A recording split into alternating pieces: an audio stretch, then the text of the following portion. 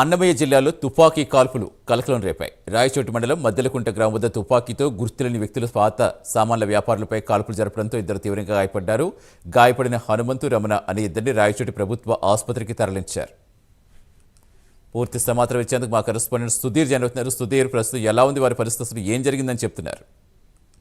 Good morning Satish. ముఖ్యంగా చూసుకుంటే కనుక రాయచోటి మండల పరిధిలో ఉన్నటువంటి మాధవర గ్రామంలో అయితే కనుక ఇవాళ ఉదయం తుపాకీతో కూడా కాల్పుల కలకలం అనేది జరిగిందని చెప్పుకోవచ్చు. అయితే ముఖ్యంగా చూసుకుంటే కనుక ఏదైతే గుజారీకి సంబంధించినటువంటి వ్యాపారులు ఇద్దరు కూడా ఈ రోజు ఉదయం కూడా పూర్తి స్థాయిలో కూడా వాళ్ళు రోజు ఆ కార్యక్రమంలో భాగంగా ఈ రోజు కూడా వాళ్ళైతే కనుక వృత్తి నిర్వహించే వాళ్ళు. అయితే వాళ్ళు వృత్తి నిర్వహించే కార్యక్రమంలో భాగంగా ఈ రోజు ఉదయాన్నే చూసుకుంటే కనుక గుర్తు తెలియని వ్యక్తులు ఇద్దరు కూడా ఆ ప్రదేశానికి రావడం జరిగింది. అయితే ముఖ్యంగా చూసుకుంటే కనుక వాళ్ళ దగ్గర ఉన్నటువంటి ఒక తుపాకీతో కూడా పూర్తి స్థాయిలో కూడా ఏదైతే రమణ అని మరి హనుమంత్ అనే ఇద్దరు వ్యక్తుల మీద కూడా పూర్తి స్థాయిలో కూడా కాల్పులు జరపడం జరిగింది. అయితే ముఖ్యంగా చూసుకుంటే కనుక రమణ అనే వ్యక్తి మీద కూడా పూర్తి స్థాయిలో 2 రౌండ్లు కూడా కాల్పులు జరపడం జరిగింది. అలాగే హనుమంత్ అనే వ్యక్తి మీద కూడా ఒక రౌండ్ కూడా కాల్పులు జరపడం జరిగింది. అయితే ఈ ఘటనలో అయితే కనుక పూర్తి స్థాయిలో కూడా ఇద్దరు సంఘటనా స్థలంలోనే కొప్పుకోవడం జరిగింది. అక్కడ ఉన్నటువంటి స్థానికుల సమాచారంతో కూడా వాళ్ళిద్దరిని ఏదైతే దగ్గరలో ఉన్నటువంటి రాయచోటి ప్రభుత్వ ఆసుపత్రికి కూడా తరలించడం జరిగింది. అయితే ముఖ్యంగా వీళ్ళందరికీ కూడా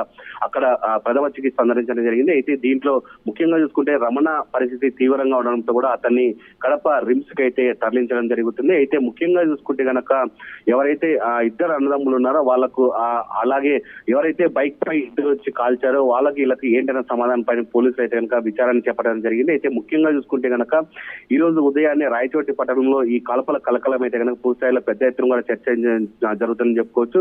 అయితే పోలీసులు ప్రాథమికంగా అయితే కనుక చెప్పడం అయితే కనుక దీనిపైన విచారణ చేపడుతున్నాం, దీన్ని దాదాపుగా మరో గంట లోపల కూడా పూర్తిస్థాయిలో కూడా దీనిపైన సమాచారం ఇస్తామని చెప్పి పోలీసులు చెప్పడం జరుగుతుంది. అయితే ముఖ్యంగా ఆ కాల్పులు జరిగిన వ్యక్తి దగ్గర నుంచి గన్ను ఎలా వచ్చిందన్న పైన కూడా పూర్తిస్థాయిలో ఇప్పటికే సీసీ ఫుటేజ్ అలాగే అక్కడ ఉన్నటువంటి పరిసర ప్రాంతాలను కూడా వెతుకుతున్నామని చెప్పి పోలీసులు చెప్తున్న పరిస్థితి అయితే ఉంది. అయితే ముఖ్యంగా ఇద్దరులో అయితే కనుక ఒక పరిస్థితి అయితే కనుక తీవ్రంగా ఉందని చెప్పుకోవచ్చు. ఆ వ్యక్తిని ఇప్పటికే కడప రిమ్స్ కు తరలించడం జరిగింది. అయితే పోలీసులు కూడా కేసు నమోదు చేసుకొని దీనిపైన కూడా పూర్తిస్థాయిలో దర్యాప్తు చేస్తున్నామని చెప్పి చెప్పడం జరుగుతుంది. Satish, right, thank you Sudheer.